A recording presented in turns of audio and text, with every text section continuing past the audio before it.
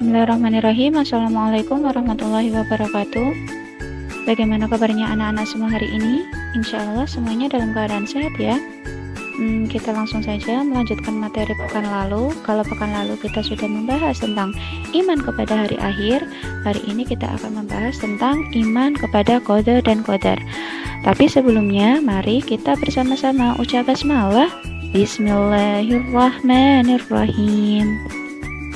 Iman kepada qada dan qadar merupakan rukun iman yang keenam. Nah, sebagai seorang muslim, kita harus percaya adanya qada dan qadar yang telah ditetapkan oleh Allah Subhanahu wa taala. Lalu, apa sih itu qada? Apa sih itu qadar? Nah, qada menurut bahasa itu artinya adalah keputusan atau ketetapan. Sedangkan menurut istilah, qada adalah keputusan atau ketetapan Allah terhadap semua makhluknya yang telah ditetapkan sejak zaman azali. Zaman azali itu masa terdahulu, yaitu masa sebelum Allah menciptakan segala sesuatu. Qada yaitu suatu ketetapan Allah yang bersifat umum atau menyeluruh. Misalnya saja semua manusia, tumbuhan, dan hewan pasti akan mati. Sedangkan qadar menurut bahasa adalah ukuran atau ketentuan. Qadar adalah ukuran atau ketentuan Allah Subhanahu wa taala yang telah terjadi terhadap semua makhluknya. Kalau tadi qada itu ketetapan Allah yang bersifat umum atau menyeluruh, nah qadar ini adalah ketetapan Allah yang berupa rincian-rincian secara detail.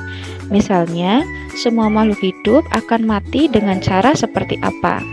Dalam Quran Surat Al-Qamar ayat 49, Allah Subhanahu wa taala berfirman yang artinya, sungguh kami menciptakan segala sesuatu menurut ukuran. Nah, berdasarkan ayat tersebut, kita dapat mengetahui bahwa segala sesuatu yang diciptakan oleh Allah itu senantiasa ditentukan dengan ukuran tertentu. Misalnya saja si A ukuran rezekinya sekian, si B umurnya sekian tahun, hujan di daerah A ukurannya sekian, dan sebagainya. Begitu juga dengan kehidupan. Nah, semua itu adalah ketentuan dari Allah yang dapat disebut dengan sunatullah atau kehendak Allah. Meyakini qada dan qadar Allah. Beriman kepada qada dan qadar berarti kita yakin dan percaya bahwa Allah Subhanahu wa taala adalah satu-satunya zat yang memiliki kehendak dan ketetapan atas semua makhluknya. Manusia tidak ada yang mengetahui qada dan qadar atas dirinya. Qada dan qadar disebut juga dengan takdir. Nah, ada dua macam takdir yang terjadi pada diri manusia, yaitu takdir mu'allaq dan takdir mubram. Takdir mu'allaq adalah ketentuan Allah Subhanahu wa taala yang mungkin dapat diubah oleh manusia dengan cara usaha dan berdoa.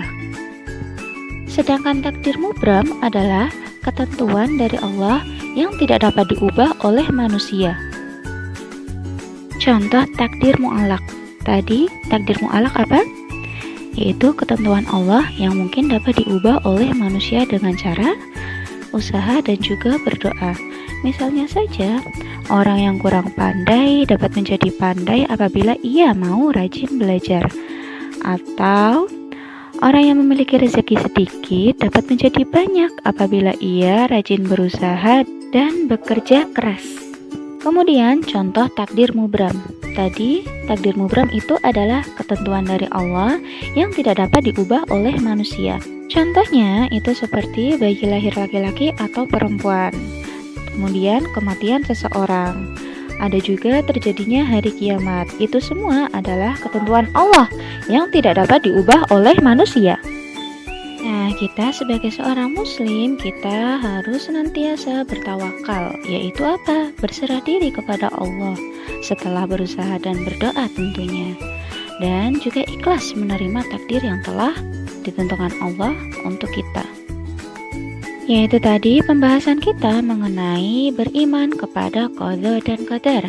Untuk selanjutnya, silakan anak-anak semua mengerjakan soal latihan yang sudah Ustazah berikan. Kerjakan di buku tugas masing-masing. Selamat mengerjakan. Kita akhiri pembelajaran hari ini. Ucap hamdalah. Alhamdulillahirabbil alamin. Saya akhiri, wassalamualaikum warahmatullahi wabarakatuh.